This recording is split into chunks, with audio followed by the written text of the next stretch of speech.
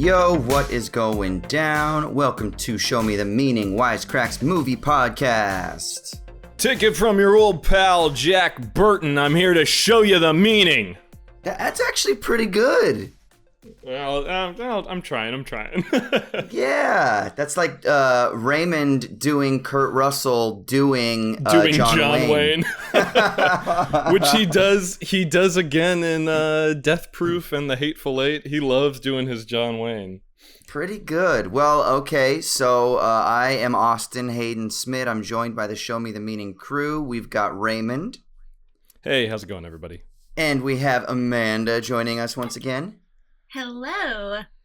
And this week we are going to be talking, well, actually, let me just say what we'll do. We're going to set this up. We're going to be starting a little retrospective on John Carpenter. So we're doing 4 films. Is that right, Raymond? I think that's kind of what we decided we'd do for this month. And then we talked about maybe doing Halloween come October, since that felt a little bit weird to do in February. Yeah, although I'm always down for doing a scary movie, you know? We don't do enough. Throwing a curveball. There's no season for horror, right? There is a season for Halloween. Well, yeah, but like all season, okay. No, well, technically there is a season for horror, but it shouldn't be limited is what, yeah. So we're going to be doing some of John Carpenter's films. We've already done They Live, so if you haven't heard that one and you're a Carpenter fan, you can go back. It was a few months ago. Neither Raymond and I were on it. I don't believe, Amanda, you weren't on that one, were you? For They Live? I was not, no. Yeah, so, but you can go check that one out. So we're going to be going through some of the big hitters minus They Live, but we decided to start with maybe one of his weirdest, one of the ones that was a favorite of mine from when I was a kid, Big Trouble in Little China. It stars Kurt Russell, Kim Cattrall, Dennis Dunn, James Hong, Victor Wong, and many, many, many others. So let's go around and do first impressions. If this was the first time you've seen it, then tell us what you thought. If you've seen it before, tell us how you've enjoyed or not enjoyed or whatever it is in between that spectrum in any subsequent revisits or any of your previous watches, whatever. Let's start with Amanda. Okay, I had not seen this. I had assumed that if we, like, I signed on for a John Carpenter podcast assuming it was just going to be like a horror movie. This was not what I expected. I had a ball, you know. I'm not gonna, it's the kind of movie where it's like having so much fun being insane that you feel kind of dumb, like picking on it for, you know, screenwriting mishaps or plot hole. Like, it just doesn't, like, my usual criticisms, I feel like, don't really apply. So I'm just going to, like, start off by saying I had fun. Okay, great. And Raymond? I will second that. I had only, excuse me, I had actually only seen this movie once before, and not until fairly recently. So I didn't grow up with this movie. So in a way, I think I'm always going to be missing that part of it. I don't have the nostalgia attached to it, which I understand this was a really big movie for a lot of movie kids growing up. So I feel like I missed out a little bit, and maybe it would probably hit me a little bit harder if I had that familiarity with it. But going into it this time, I enjoyed it a lot more than the first time that I watched it. I think because I was kind of removed from the last 30 years of hype, and I could just sit down, like Amanda said, enjoy it for what it was, and really appreciate kind of the self-awareness and the goofiness of it, that every time a character shows up, they tell you exactly who they are and exactly what their objective is. And like, you mean David Lopan, the evil wizard from the the guy that has the flaming thing? You mean Joe Wong, the guy that does this and that, and that can fly and that can exactly. It's like cartoonishly expository, and I kind of I was on its wavelength this time around. I enjoyed it quite a bit, and I will just say I came away from this watch thinking, I just wish there were, you know, this is maybe beating a dead horse, but I wish there were still movies getting made like this today. Yes, that's what I was, yes. Like live action adventures that are aimed at kids, that help introduce them to the visual vocabulary of other film genres, whether it's horror and kung fu or something like Gremlins that helps kids introduced to horror, and or E.T. introducing kids to science fiction. There's just not enough of good, playful live action stuff anymore. Yeah, so when I was a kid, this was one of my favorite films. I spent a lot of time in Chinatown in San Francisco, which is where this film is set. And so for me, it was very much like a kind of, oh yeah, I like Chinatown. Ooh, is this like the secret mysteries of Chinatown? So for me as a kid, it was kind of like, I was like, ooh, this is so cool. So whenever I would go then to Chinatown, even in LA when I would go to Chinatown, which is where I grew up, right?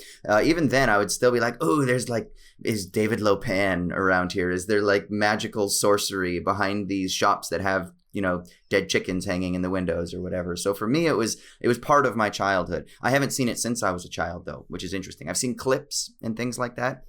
So I was reticent to watch this because I've had a few films that were big hitters for me as a kid be just ruined recently. Particularly Three Amigos, which I recently rewatched, and I was like, oh my God, this is actually a bad movie.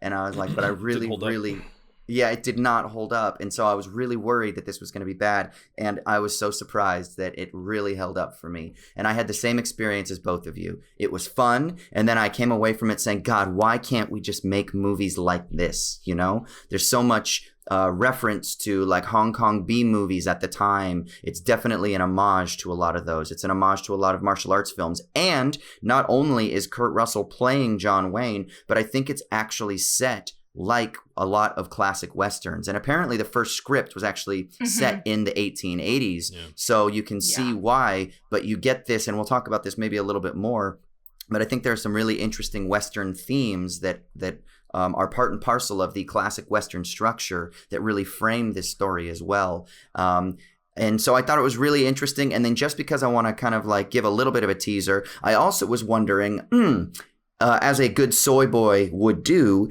is there a little bit of Orientalism here that we should be cautious of and be worried about? So I decided to do a little digging and do some reading, and I think there's some interesting stuff that came up. I read a few different articles from a couple different Asian American authors that were engaging with this, and so I figured these are some themes we can talk about on the other side of the recap. So just to kind of give little teasers for people and where some of the discussion might go. That's kind of what we'll do. But let's jump into a recap, and then we'll start kind of diving into the madness that is Big Trouble in Little China. So, Jack Burton, a big-mouthed, charming, long-distance truck driver, which how many times do you get that as a description of a character, by the way? A long-distance truck driver. I think that's just fantastic. So he's a big-mouthed, charming, long-distance truck driver. He wins a bet with his friend Wang. To make sure that Wang pays up, Jack follows him to the airport where Wang is picking up his fiancée. After the Chinese street gang, the Lords of Death, tries to kidnap one woman, Jack intervenes. So then Wang's fiance ends up getting kidnapped instead. Jack and Wang end up tracking down the gang back in through the back alleys of Chinatown, where a battle breaks out between two ancient Chinese warrior societies. Then three Raiden-looking dudes show up and shoot some lightning out of their hands, and Jack tries to gun his big rig out of there, but he ends up running over David Lopan, who is the man directing the Raiden-looking dudes. Jack and Wang abandon the truck and escape through the alleys. Wang then takes Jack to his restaurant where they meet with Gracie Law, her journalist friend Margot, Wang's friend Eddie Lee, and magician Egg Shen, who's a local authority on mysticism, and Lopan. They tell Jack about the ancient Chinese sorcery that was brought to America, but he doesn't fully believe it. They then have to make a plan to break into a brothel to rescue Jack's fiancée, which is where that street gang took her. Now, once they get inside the brothel, though, the Raiden dudes kidnap Wang's fiancée by flying through the roof, breaking the roof out, doing their lightning storm thing, and taking off. Jack and Wang end up tracking them down, but they get subdued and beaten up. They then meet Lopan, who explains how he needs to marry a green-eyed woman so that he can lift the curse that has been placed on him. Jack and Wang's friends show up and they free a bunch of women that are being held captive. And then Lopan realizes that Gracie also has green eyes, so he decides that he's just going to marry both her and Wang's fiancée. The group eventually all come together and they find Lopan. Huge fight breaks out. Jack kills Lopan. The Raiden dudes are taken care of, and the team escape after finding Jack's truck. Then later in Wang's restaurant, the group celebrate their victory, and Jack says he's got to leave and that he usually ends up rubbing people the wrong way, even though Gracie offers to join him. Margot says, "Aren't you at least going to kiss her before you go?" And he just looks at her, gives that cocky Kurt Russell smile, and says, "Nope." and then takes off. And he goes off trucking on his own. Because as in any great Western, the man of violence can only blow through town and help civilization be restored, but he can't stay. Right? Just like in The Searchers. Just like in The Searchers. Okay, maybe it's not just like in The Searchers, but pretty damn close. Anyway, so that is a very brief sort of synopsis of what happens in the film. But before we continue, I want to give a shout out to this episode's sponsor, Storyblocks.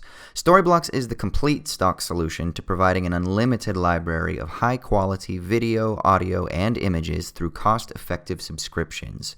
Most of the world is still in the middle of a global pandemic, and now more than ever, people are turning to streaming, video, and audio content to keep occupied.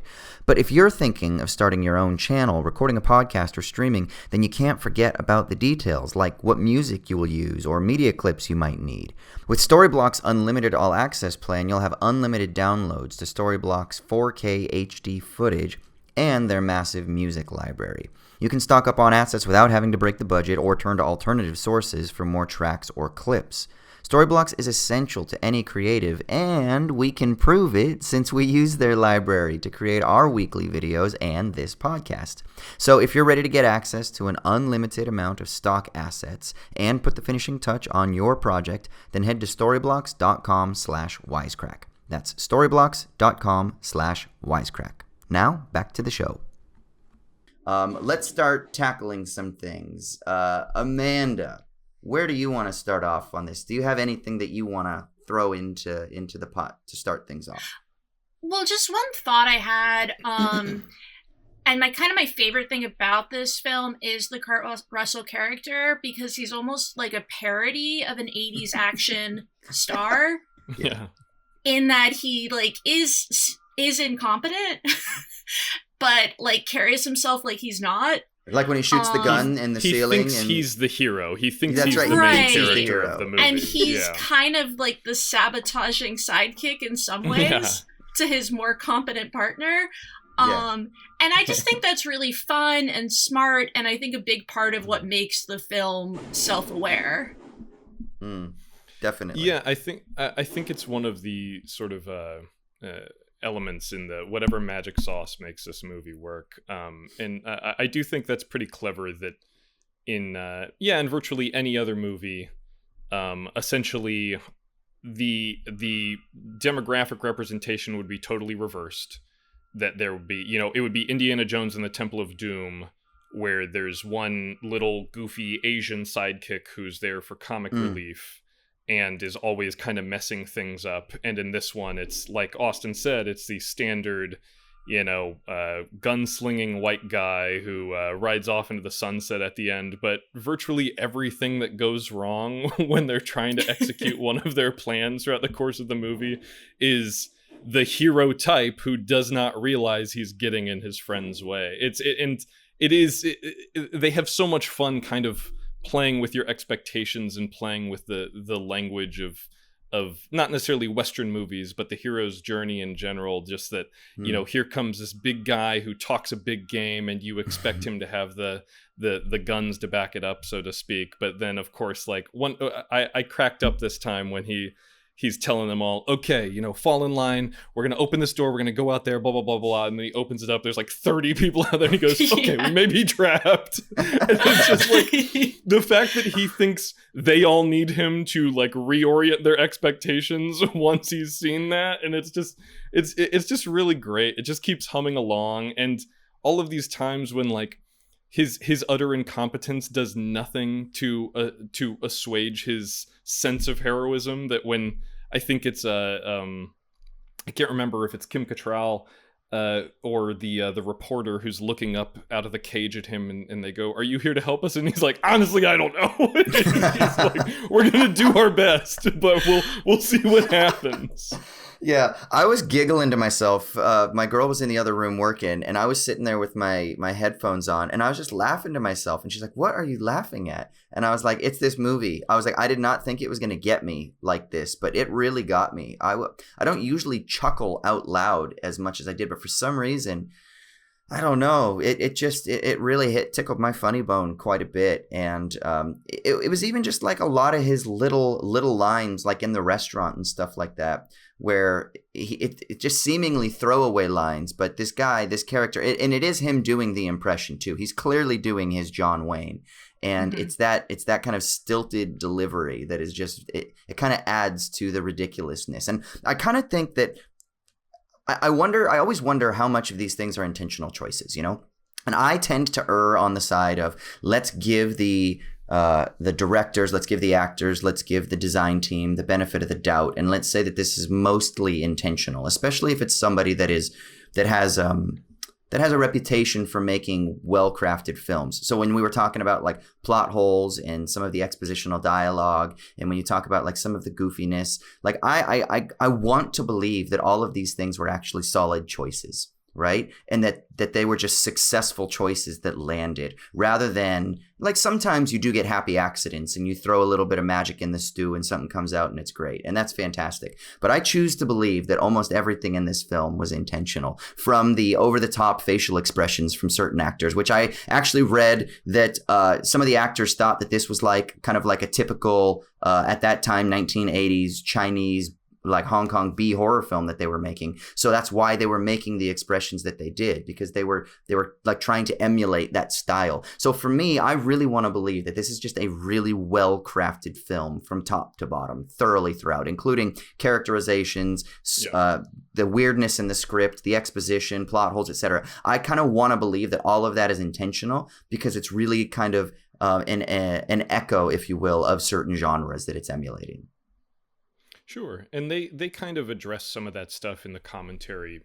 John Carpenter and Kurt Russell did a commentary for this that was, at least it was on my DVD of it. I know there's a more recent Blu-ray release from Shout Factory that probably has a few other commentaries, but the one that I listened to, they kind of touched on that idea of not just deconstructing this stuff, but or really even spoofing it necessarily, but paying homage to it in a way that was sort of recentering the characters who, or not necessarily recentering the characters who would typically get pushed to the sides of this story, but just kind of having someone in there who could be this sort of like attraction magnet, and at times, he's always the hero of his own story, but at times they kind of openly acknowledge that he's sort of the odd duck in the group.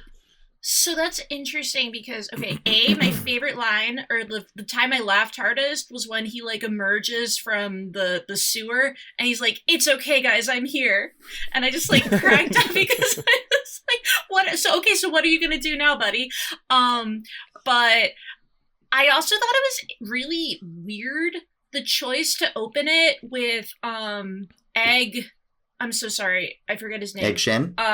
Egg Shen talking to his lawyer and being like, "Leave Kurt Russell alone." I know that's not his name, whatever. And he's like, "He saved us. He was a hero." He's a hero. And I was just so confused. Like, did you guys have any thoughts on that? Maybe that's the story that Jack Burton tells on his little transistor radio while he's driving, right? Like, I kind of get the idea that, like, can you imagine when he gets on his little radio, what's the story he's telling as he's driving long distance? Is that maybe not this film, right? So it's like, once upon a time, this is what happened. So maybe the whole film could be seen kind of in that light. Because then again, that's how we're introduced to him, is on that damn radio, and that's how he leaves again, right? And he's just a bullshitter. So maybe the story that he tells is the oh yeah, I was the hero of these events. You'll never believe what I encountered when I was in Chinatown, But to Amanda's point, I think it did kind of jump out to me that there would be another character who was there for some or all of the events who would also be centering him as the hero. Because it did seem to me, because as I was watching it, I didn't have the clearest recollection of this film. And at the beginning, he says, Jack Burton's a hero. We owe him everything, blah, blah, blah, blah, blah. And then as the movie progresses, you're like, I'm pretty sure you owe this guy absolutely nothing. And he probably made this way more difficult than it needed to be. But that also, I don't know if maybe that framing device was kind of put in afterwards, or if they just wanted something to kind of tease the magic, because that doesn't kick in until later. And they just hastily wrote that scene, or if you really think about the intention of it, maybe all of the other characters after Jack Burton leaves can kind of like scapegoat Jack Burton as, if anyone comes around here asking about all the big trouble we got into, we can blame it on the dude who left. And if anyone, if the men in black or whatever, the dudes in black suits come around to ask us questions, we'll blame it on the guy that's gone, and we know that we can at least take care of our own selves if things ever pop off again. But I don't know. It was a weird creative choice, though. I agree, Amanda. Yeah. I'm maybe not convinced it shouldn't have been cut, despite Austin's declaration that everything was super intentional. I'm still really puzzled by it. No so need what do to we obsess. think? Let's spend a little bit of time chatting about Carpenter. And so, Amanda, you said you were kind of like, okay, cool. So we're doing Carpenter. It's going to be a horror film. And then all of a sudden you got like thrown a curveball here. So what do we think? What is our experience with Carpenter? What were the signature fingerprints in this film that we think are very Carpenter-esque? That sort of thing. Let's talk a little bit about the aesthetic and what he's known for and how that's translated here. And then I guess the last thing I'll say is I did not know that this was a commercial bomb, but it did not do well, and it's only become popular after the fact. So there's something interesting in that. And I guess Carpenter then, this was for him kind of the straw that broke the camel's back, where he says, well, screw it, I'm leaving Hollywood and I'm no longer going to work on these studio projects. I'm going to go back to be an indie filmmaker. So there is something interesting. Was he held back a little? Do you think he was kind of confined in this? Do you think he was able to find his stride even within the midst of kind of like the structural constraints of the studio system? What do we think about the Carpenterisms of this film? Oh, go ahead, Amanda. Well, I mean, just like speaking to its commercial failure, I feel like that's almost inevitable when you have something that blurs genres as much as the movie does. I mean, I read his explanation of it. I think he gave it like 8 different genres. He was like, it's an action, ghost, horror, like blah, blah, blah, kung fu movie. And it's like, that's like, as like dumb and annoying as it is, that's like hard to market. And it almost like, I feel like if you combine more than 3 genres, and you make a good movie, you're like destining yourself to be a cult film. But but yeah. Just and that's one of the surprising things about this movie is how well it all hangs together, despite being, fantasy, kung fu, touches of horror, Western. Goofy comedy throughout, Western tropes and things like that. It really does feel like a mixed bag. There's something in there for everyone. I think as far as I see Carpenter, the filmmaker, a lot in this. Those like widescreen anamorphic compositions where he can make like that. For whatever reason, I always think of the early scene in the airport when those 3 guys show up to kidnap David Dunn's fiance, Dennis Dunn. And there's this shot where the 3 of them are kind of looming over the camera, and it's this really wide composition, and you just kind of see the ceilings and stuff. And John Carpenter's a huge John Ford fan, and that was one of the big things in like Rio Bravo was show the ceilings so people feel like you're not on a set. You want it to feel real and lived in and everything.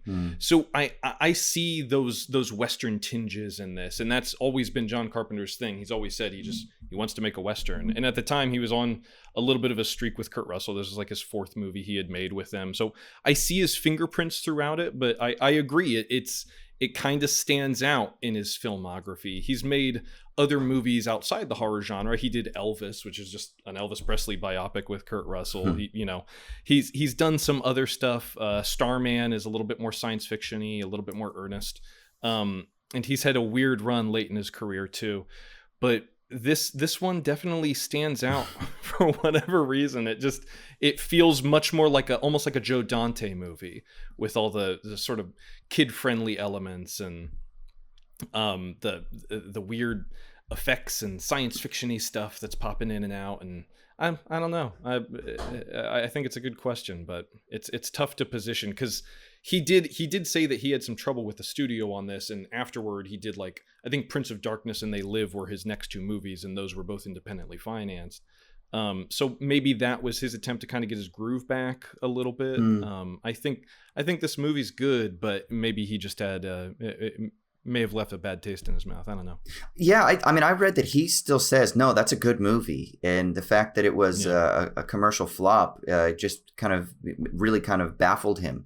And it is kind of interesting to hear somebody say that, to just come right out and be like, no, that's a good movie, and they fucked it up. You know, like the release was poorly timed because it came out, I think, at the same time as Alien, so that kind of messed it up. And yeah, I mean, and then how do you market this film, right? Right. Yeah, I imagine it would be a marketing team's nightmare. But he also said in an interview somewhat recently that because The Thing flopped as well, and I consider The Thing to be his best movie. I adore that film. And he said something in an interview where he was asked, well, aren't you at least pleased that it's kind of become a cult classic? And he goes, I mean, sure, yeah, but at the time it almost fucking ruined my career. He's like, I would have much preferred it to just be an immediate classic and for me to be able to make more movies immediately. Like he does have a little bit of piss and vinegar in him if you listen to his recent interviews where he talks about his music and how he's like, he was quoted one time as saying, you know, in Europe I'm an artist and in America I'm a bum, and now he just kind of like tours with his son doing his music, and they do a lot of shows in Europe, they do a lot of shows here, and it's just so much easier for him than like going through the pain of making a movie and having his heart broken as they take it away from him. Okay, so we've talked about Carpenter. Let's talk a little bit about Kurt Russell, Kim Cattrall, Dennis Dunn, the rest of the cast. Let's talk about the cast in this. What do we think about performances? What were standouts? Anything that was surprising? Anything that we were kind of like meh on? Go ahead, Amanda. I mean, what was that thought? Well, no, I saw that glint in your eye. I'm distracted. I feel like we just have to air out the fact that Kim Cattrall's character is a lawyer with the last name Law, which is just like so hilariously like they were like, who is she? Oh, she's like, what's her first name? Gracie I forget. Law. Gracie like, Law. Chrissy Law. Like, yeah, Gracie. And that almost felt like a stand-in name that they were like, yeah, let's keep it. I just love that. I love that kind of shit with like with like a movie that's not taking itself seriously. Performance-wise, other than Kurt Russell, I mean, I don't know that anyone's like super standing out for me. Raymond, thoughts? I don't know. I mean, I don't know that they're going to be handing out awards for these kinds of performances. Exactly. So, but everyone works. There's no one who stands out who you see in a lot of movies, and I think it really can ruin a lot of otherwise good films when an ensemble is all acting in different movies. And I can't stand that when you're watching. There could be a version of this movie where these guys are over here doing their super serious action movie sort of thing. You've got Kurt Russell doing his John Wayne shtick. You've got these folks over here playing to the rafters, twirling their mustache and doing their high villainy thing. But like everyone in this feels like they're committed to the vision. They're all hitting the same kind of tone, the same mood. I'm trying to think of a useful example for a movie where certain characters are just in another movie.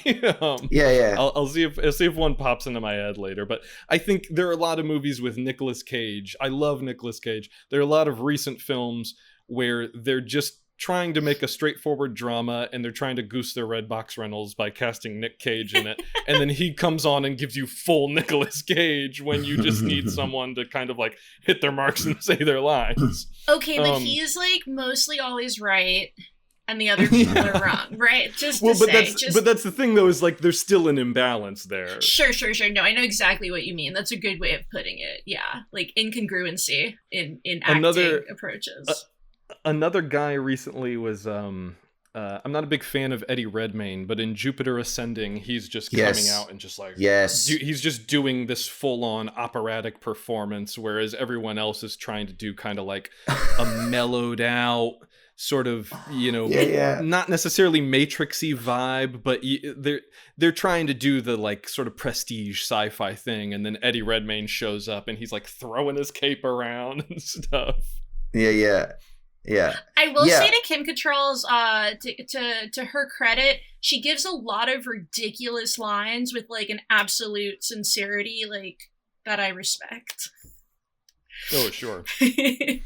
That's one of the things she has. It just like she was one of my favorite actors as a kid from this, and then Mannequin, which was like my favorite movie as a child. So really? Like, yeah. I used to watch Mannequin, Club Paradise, Big Trouble in Little China, Three Amigos, Top Gun, Willow.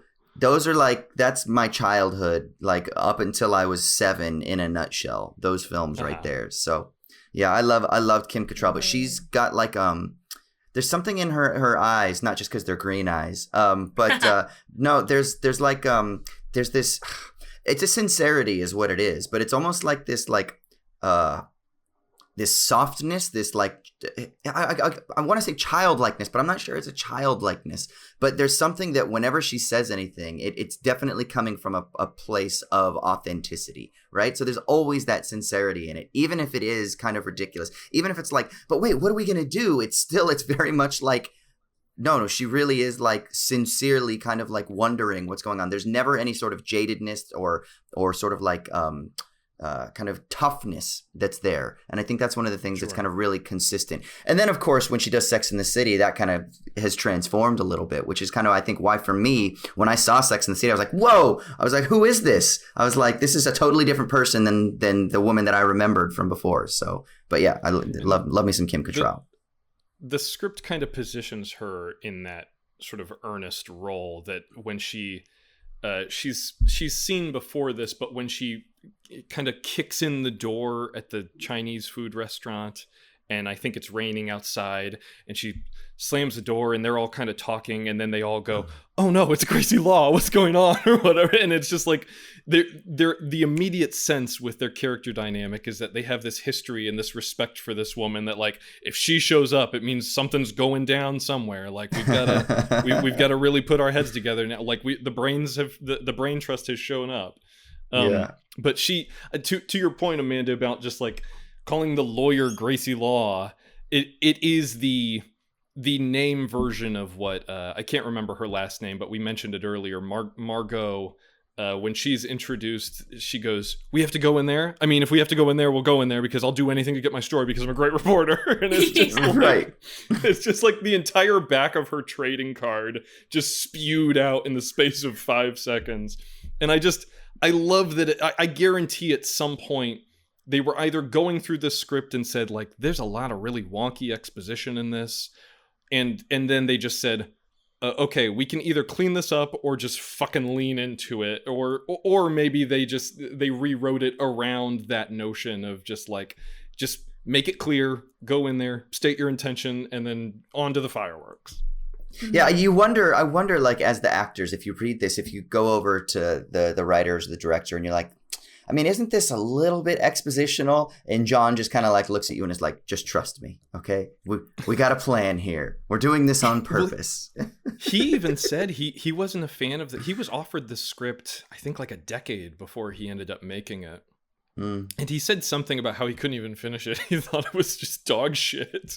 And then I guess I don't know what the hell happened. I haven't been able to find out. There was like a huge rewriting thing where it was, I mean, like I think one of you said it was like it was originally a Western, and then there was like I was just reading about the film, and there was like some huge WGA lawsuit where the original writers wanted credit, but the writer who revised the original that maybe he hated is now like the adapter of it. I don't know. Okay. It's like some like writing politics shit. But, Sure. I'd but have to read into it because I was kind of confused about because all I had read was John Carpenter hated the script 10 years before he made it, and then he made it 10 years later, and I was like, what the fuck happened in that 10 years? Maybe it was just someone gave it a fresh coat of paint and it was a little bit more alluring to him, or he was just like, he was kind of on his back foot after The Thing. He made a couple movies between this and The Thing, but I think Christine was right after The Thing.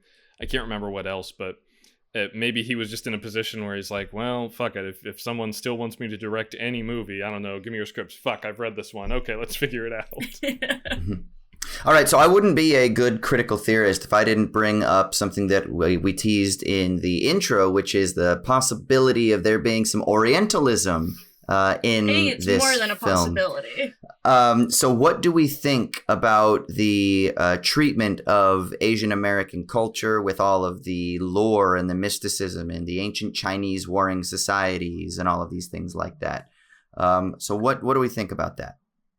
So as definitely not an expert, like A on foreign film, B on like kung fu movies, I actually talked to Lux, our Wisecrack director, who is an expert on these things, and he was telling me that there's like some very clear influences, like obviously like the Shaw brothers. There's like it's very referential, and in that way, like my immediate reaction when I was watching this is like, is this racist? Yeah. And like, or am I not understanding? Is there like an inside joke I'm not getting?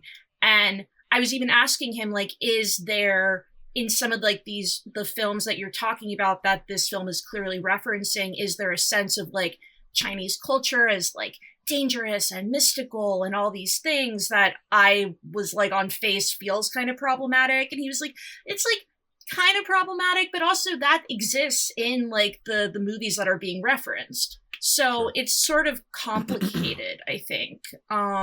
Because there's like the risk that always like when you're referencing another culture's films, there's always the risk of like flattening the complexity and not being specific enough and like getting too broad, which I think maybe the film is guilty of, but as not an expert of the films being referenced, like I'm still not totally sure.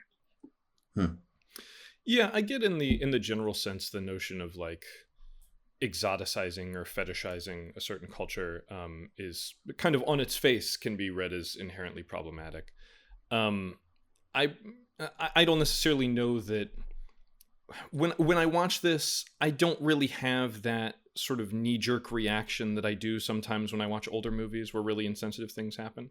I'm sure that there's some very reasonable criticism of it, but I'm probably not the best person to judge. I'm sure we could all say that.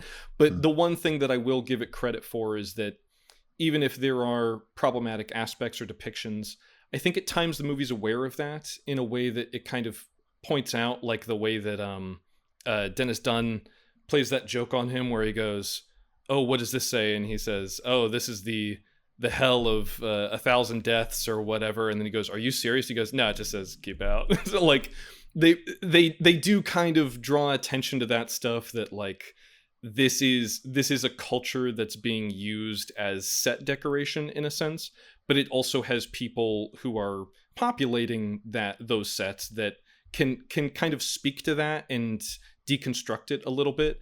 And at the end of the day, I do give them kudos. It kind of reminds me a little bit of, this is one of my favorite comedies, one of my favorite movies in general is Coming to America, which has some of the same vibes where it sort of exoticizes or fetishizes aspects of Black culture. And then they have kind of, I can't remember what made up African nation Prince Akeem comes from, but it's kind of just like a Pan-African mishmash of just a lot of different cultural influences. I can see how some of that stuff is problematic, but what I will give them credit for is that at the end of the day, that's still a movie that is a predominantly Black cast and is, at that time, that was mostly unheard of. Like for a movie to be number one with an almost all Black cast. This movie didn't do so well at the box office, but I do credit where credit's due. There weren't a lot of movies being made back then with, one Asian character, let alone multiple characters of Chinese descent who are all kind of like taking control of these tropes and these character dynamics in their own way and giving it their own voice. Yeah, so some of the, if you just Google Big Trouble in Little China Orientalism, you'll just get a slew of things. And I know that like Roger Ebert was a little bit uncomfortable when he first saw it and thought that it was a little bit Fu Manchu-y at times. But I did come across an article just to kind of present an alternative to this, written by a woman named Jo Fu on an outlet called Women Write About Comics. And it's a long kind of like expose on this film, while also comparing it with some what she sees as more problematic stuff from like the Doctor Strange film in particular. But anyway, I just want to read like a little excerpt from it. So she says, by the time of the Chinese immigrant boom of the 1960s, Chinese people in the quickly developing community of Chinese Americans were creating neighborhoods with two faces. The white-facing tourist locales featuring kitschy shopping and cheap massage parlors, and the inward-facing private spaces for natives, native speakers, and recent immigrants. It's the latter world that John Carpenter wants to explore in BTLC, and he does so by thrusting outsiders Jack Burton and Gracie Law into the dark heart of Chinatown for most of the movie. In fact, the only spaces for white people are the bookends of the movie, the cozy inside of Jack's truck as he foreshadows and then post-processes the events of the film, and during the MacGuffin trip to the airport. Gracie is there to assist an immigrant, but expresses surprise and alarm when Jack's target, a green-eyed Chinese woman who's engaged to his friend Wang Chi, is intercepted by the three members of a violent gang. After a quick car chase out of the airport, Jack and Wang Chi never leave Chinatown, and Wang Chi must constantly lead his hapless white friend through the cultural issues that he manages all the time, but Jack is unfamiliar with. And then the author, she goes on and kind of keeps explaining things, how it's about that two-sidedness that the film really explores, and that normally when we critique a film for its Orientalism, it doesn't explore that two-sidedness, but it flattens it, like one of you was saying a minute ago. And what happens is that the white savior comes in and becomes the one who kind of like presents the equilibrium or the playing field on which the film unfolds. Whereas what this film does is it doesn't allow that. It's populated by Chinese actors who all have different accents, right? Some of them have kind of more kind of standard American sounding accents.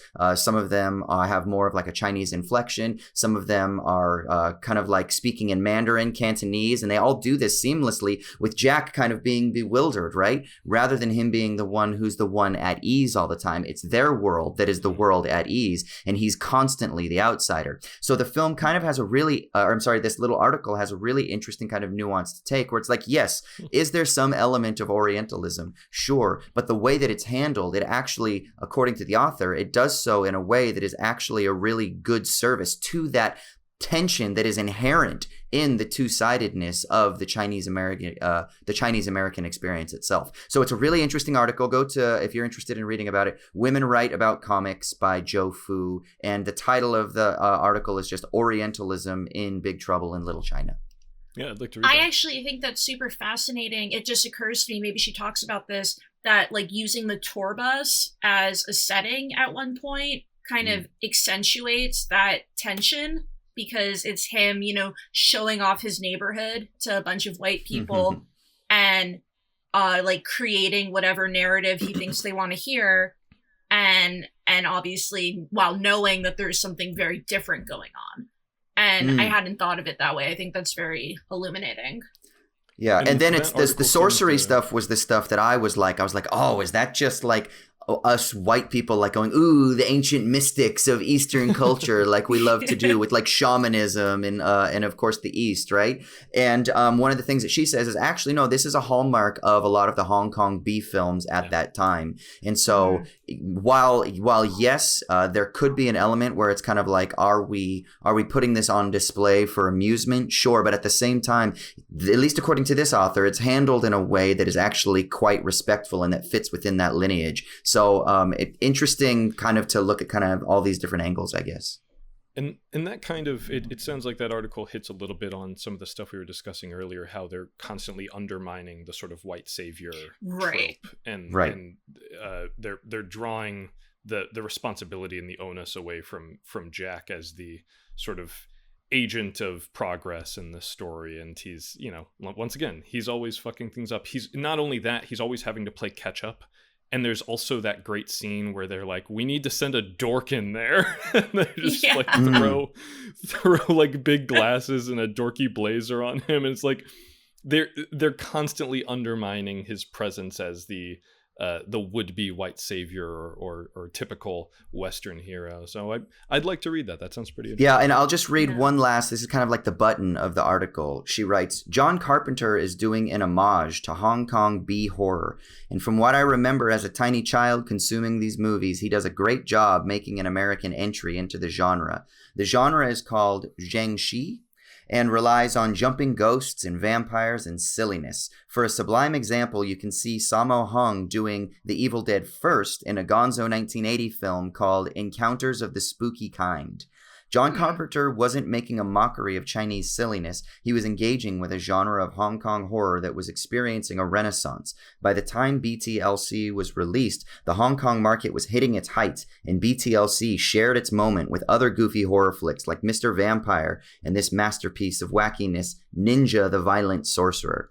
Compared to some contemporary Zhengxi villains, James Hong's Lo Pan, the gonzo undead sorcerer who only wants to find love, isn't even that outlandish. And then she says, here's the thing. The movie treats its Westerners with profound silliness as well. While an American audience can laugh at the amazing effects of this movie, it could also make fun of Jack Burton, who at one point shoots a gun in the air and is knocked out for most of the final fight by random rocks. Gracie Law is constantly mentioning that she's a lawyer and merrily exposits, you know me, I stick my nose in everything. And after dramatically discussing the many hells of China, Wang Chi teases his white friend for a moment. Jack Burton basically says, he's pointing to Chinese writing on the elevator, he says, what does that say? Wang Chi speaks in Chinese, hell of boiling oil. Jack Burton, you're kidding. Wang Chi, yeah, I am. It says keep out. One of the best lines in the movie. I would add into that. There's another a trilogy of films that I watched earlier this year called or maybe it was the end of last year. I don't know. Time is a flat circle. A Chinese ghost story, which were produced by Choi Hawk. And they also have like a really Evil Dead vibe to them. There's Mr. Vampire, which was mentioned in that article. There's this lore of vampires in China that they all hop, and if you hold your breath that they can't sense you. Like, those movies are so goofy and so much fun, and while I don't necessarily recognize the same like tropes or archetypes in Big Trouble in Little China, there is sort of a revolving cast of character archetypes that you see in those that always end up like the goofy hero or the femme fatale, and there's this bald man archetype in kung fu movies who's kind of like the comic relief and always bumbling around. And I kept thinking about that in Big Trouble in Little China, like, oh man, they gave their bald man just the most luscious head of hair with Jack Burton. And you know, I was just thinking like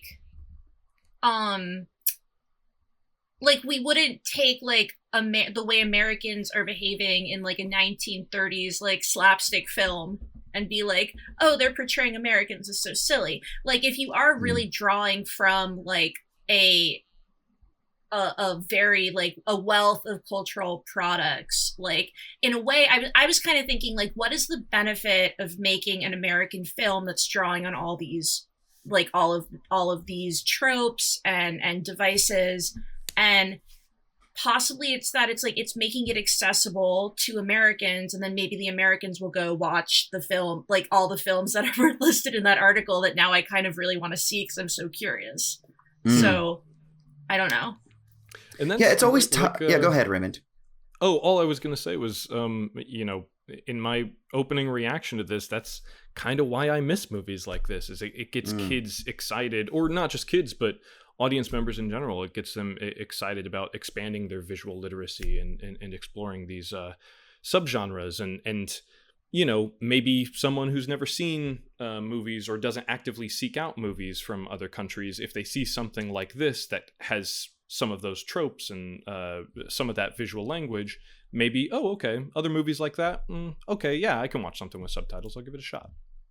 Yeah, it's interesting. I was trying to think last night. I was like, how could somebody make this film today, and where would it land? And I was like, I don't know that it would be made with the artistry that it was made with. It would probably be something that they're like, yeah, let's stick this in the catalog of Netflix, and it would have like really kind of low level post production CGI effects, and the story wouldn't be like, I don't even know if you could lean into it as much. Like, I don't even know if you could actually craft this kind of film today, because I don't know that you'd be able to get craftspeople that would spend their time on this kind of film, because it wouldn't be a moneymaker. Or I don't even know. But like, are there these types of films that are being made that are showing at the independent, in like the independent circles and things like that, and we just miss them? Or is it that they require too big of a budget? This is like a $15 million budget, so that's not nothing. Yeah. And they certainly wouldn't be building these huge elaborate sets anymore just to burn them down like they do 4 times in this movie. I mean,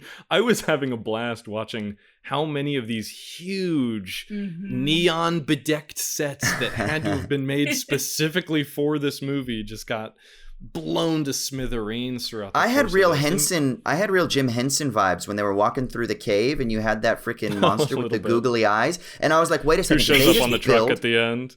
Yeah, I was like, did they just build this whole freaking cave set to just add a layer of spookiness that was kind of like Fraggle Rocky? That's what I felt like, very Fraggle Rock vibes with that whole cave and that little monster thing. From that character, and the character kind of comes in, goes away, and then reappears at the end. And I was like, I was kind of thinking, like, did the main character like learn anything from this adventure that's discernible? Like, did he have a discernible arc? I'm not sure. He kind of goes back to his same status quo. And I thought it was really funny to have like one of the quote, like, biggest villains of the film, like, just kind of stalking him at the end as if like a reminder that he didn't learn anything. I don't know. Am I reading too much? They never name that thing. They never address where the hell it came from, how they domesticated it or trained it to deliver their kidnapping victims or anything like that. There are all of these little, but that's like big and insane, That's like I know, but that's what I'm saying is, like, I like that they don't feel it's necessary to do that, that there is a universe that's being built out, but they don't, for all of the goofy exposition in this, they never have to stop and explain, like, this is, it reminds me a little bit of Star Wars. They never go, this is the Rancor pit, and that's the Rancor, and he's gonna find him, blah, blah, blah. Like, they just let you figure that out when the trading cards and action figures come out. And this kind of has that same sort of vibe, even right down to that last moment where the weird little ape-looking guy shows up on the back of his truck. You're like, all right, I guess the sequel would have been about that's right him chasing Jack Burton. And it's you buy this sense that the adventure doesn't end with the movie. It doesn't end at the edges of the frame. There's always going to be something else out there that's lurking, like they kind of alluded to in that article. There's always going to be something behind the front-facing aspects of this environment or this atmosphere. And I don't know. I like that. I love when movies give you a sense of the universe that you don't really, they never fully illuminate. I would totally watch a buddy comedy of Kurt Russell and that furry guy. And the furry guy. Yeah. Like you would too. All right, so before we go ahead and wrap things up, let's jump into the mailbag. Of course, for people listening, we don't have any voicemails this week. If you want, you can call in. You can talk about anything from our past catalog. You can talk about Big Trouble in Little China.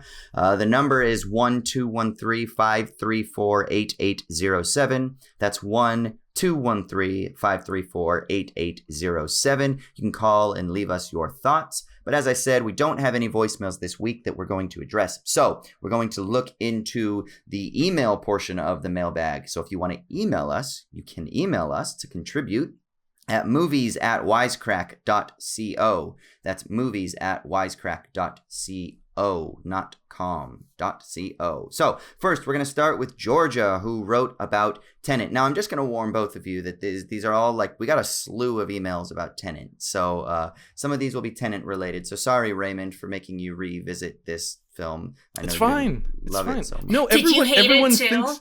No, I don't. I only hate two movies. I've only ever hated two movies. I don't hate it. Well, Yeah, maybe. I don't have. I'm not mad at Tenet. I just think that I just think we can start expecting a little bit more from this guy at this point in his career. All right, let's get it. Yeah, Okay, yeah. let's get into this. Here we go. So Georgia. Hi guys, my name is Georgia. Hope you're well. I found myself searching for a lot of videos about Tenet, trying to understand the time reverse mechanism. And I'm very glad you guys made an episode about it. In some of these videos I watched, many people are speculating about Neil being Maximilian, Kat's son from the future. The theory is reinforced by the fact that the last 4 letters of Maximilian in reverse are, of course, Neil. Too much of coincidence, right? Do you guys think this theory makes sense? Does Nolan give enough information about Kat's kid to make it plausible? I wish I could say I believe this theory to be true, but to be honest, I'm still not so sure I actually understood the movie in its entirety. Love the show. Greetings from Italy, Georgia. I don't care about her kid in the movie. I don't care about her hypothetical kid outside of the movie. I don't care. You're not a big Reddit fan theory engager? I mean, that stuff is fun. I like having that be part of the discourse, sure, but I don't. When you make a movie, I think you should do the fucking work. You shouldn't expect a bunch of people on Reddit to go and fucking do the work for you to make. Oh no, just a bunch of people on Reddit telling me the movie's actually great because Robert Pattinson might be this little boy. I don't know. I don't care. It doesn't. That means absolutely nothing. It doesn't change my read of the movie. The little boy is still the little boy that also would die with the rest of the universe should the algorithm explode, and Robert Pattinson is still handsome and charming. So the what else do you want? Never meet. I got that's it. Yeah. Amanda, whatever. What do you think? I mean, I think enough said. Like Raymond, I feel like Raymond summarized how I felt about that. Like, yeah, you're right. Tell the story. Don't make us like guess and pick at pieces. I don't know. That's not the like Easter egg. When Easter eggs become the plot, that's when I'm like, you start to lose me. I don't know. And also, it's not really fair of me to lay this at Christopher Nolan's feet because to him, he probably just put a boy and a man in the same movie, and then Reddit being Reddit said that boy and the man are the same person, and he's probably just like, it's like the Pixar theories that say that like that every Pixar film takes place in the same universe. Sure, yeah. It's fun to write listicles about, but I do not care. Okay, so let's go on to Peter, who also wants to talk about Tenet. Peter says, hey, Show Me the Meaning crew. Love the show. Every time I finish a film, I immediately turn to the pod to get your guys' take on it. Just wanted to make a comment about Tenet. Living in Sydney, I too saw the film in cinemas twice.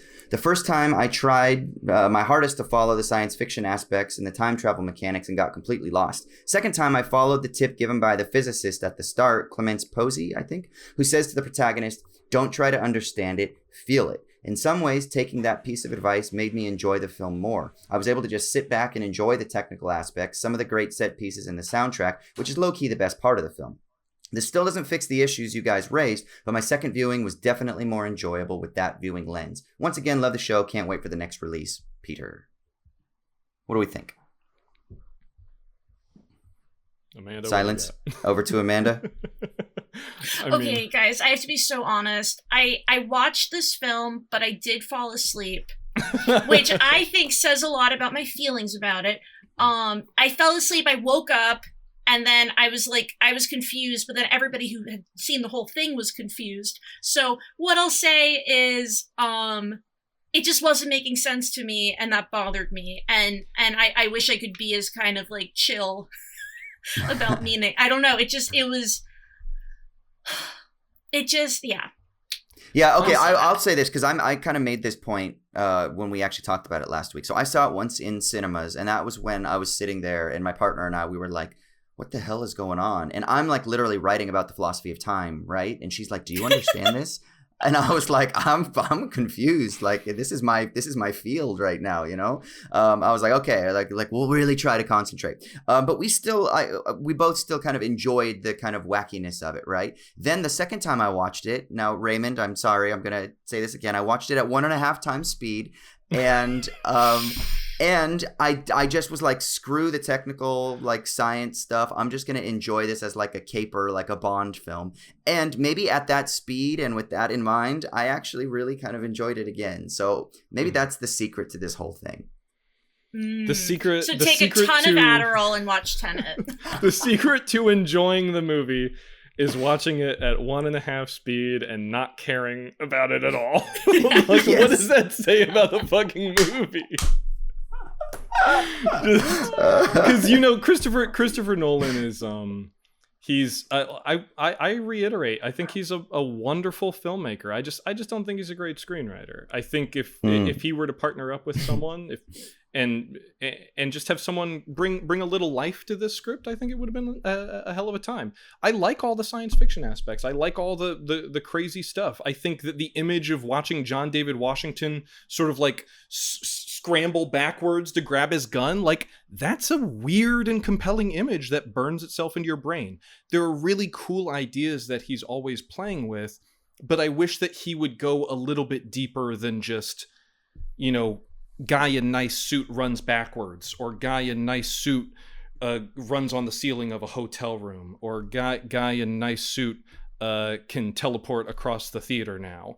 Well, this is why Memento is such a good film, I think, because Memento really does have depth of character. It's somebody dealing with a trauma who's confused, and then it has the interesting kind of like technical aspect of, retrograde amnesia that's on top of that. But it's all centered around a person and humans and what happens in the world and trauma. And so I think that's what, for me, gives it much more teeth, What were you going to say, Amanda? Yeah. I know that we're like about to wrap up, but we've been talking about this actually, and like in the context of Tenet at Wisecrack, wondering like if there's like a phenomenon where directors, once they're really respected and they've made a bunch of blockbusters, they kind of just get like carte blanche to do whatever they want, and maybe there should be a few more people in the room being like, Christopher Nolan, let's work out the facts before we leap into this like $200 million production or whatever it is, that was kind of the bulk of my reaction to what I saw of Tenet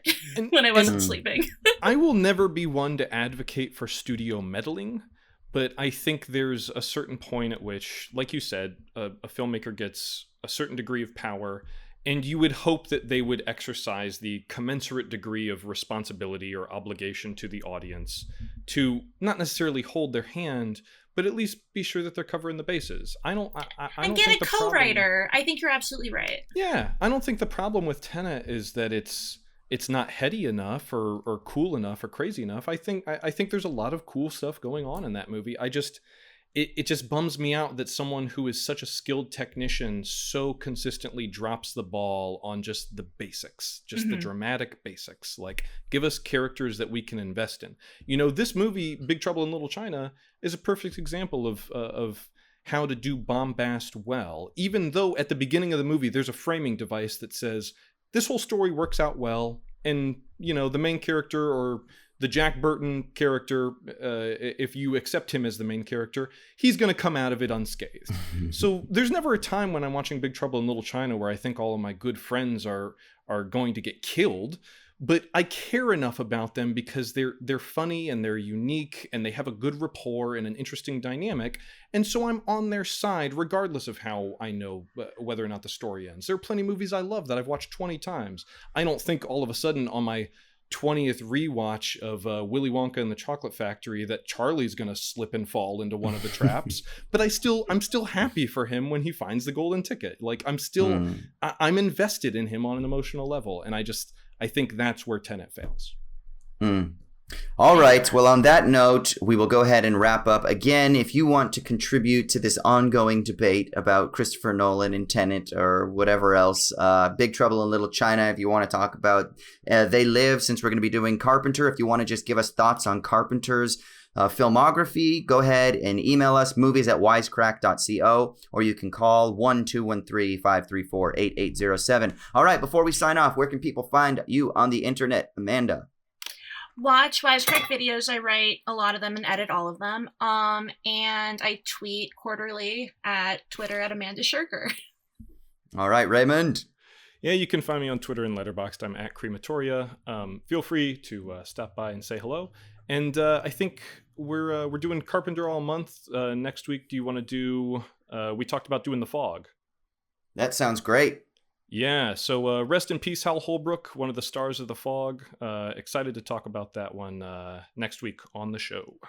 Looking forward to it. All right, you can find me on Twitter, Austin_Hayden, Insta, AUS_HAY. We wrapped on True West, but if you want, you can still catch the live stream video that's been archived. It's $15 Australian, $12 probably US, like £9. And just so I can give myself a little plug about how it was received, Broadway World wrote that Ryan Bown and Austin Hayden deliver naturalistic performances that are astounding in their commitment to the level of physicality as the tensions rise. A powerful piece of theater that is presented with alarming honesty. And then the Sydney Morning Herald, John Shand, who's a really tough-ass, John Shand's a really tough-ass critic, but he wrote, Ryan Bown and Austin Hayden give powerful performances in True West. Hayden's ferocious performance won't be quickly forgotten. So go and freaking check this shit out. Great review.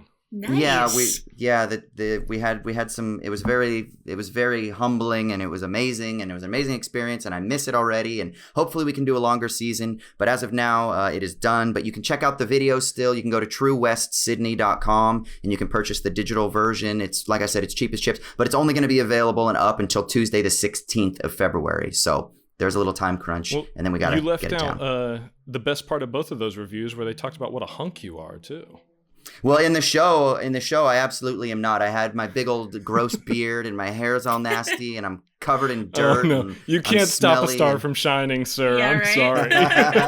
I know you try to play it humble. Shut up. Sign us off. Get us out of here, Raymond. All right, everybody. This is Jack Burton of the Pork Chop Express telling you to take it easy until next week.